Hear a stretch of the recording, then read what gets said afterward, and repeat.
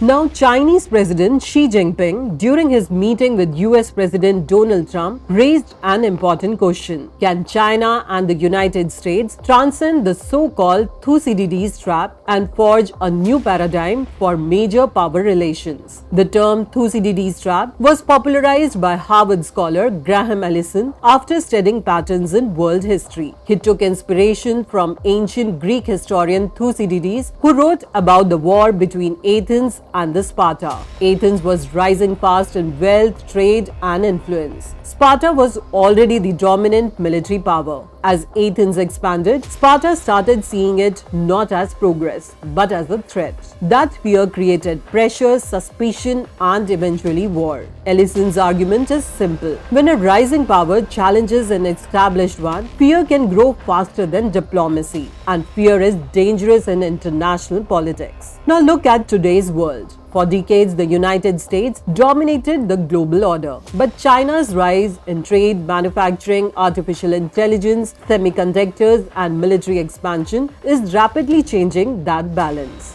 What began as economic competition is now turning into strategic rivalry. And that is why world leaders keep talking about avoiding the Thucydides trap. Because the real question is not whether powerful countries will compete. The real question is, can they compete without conflict?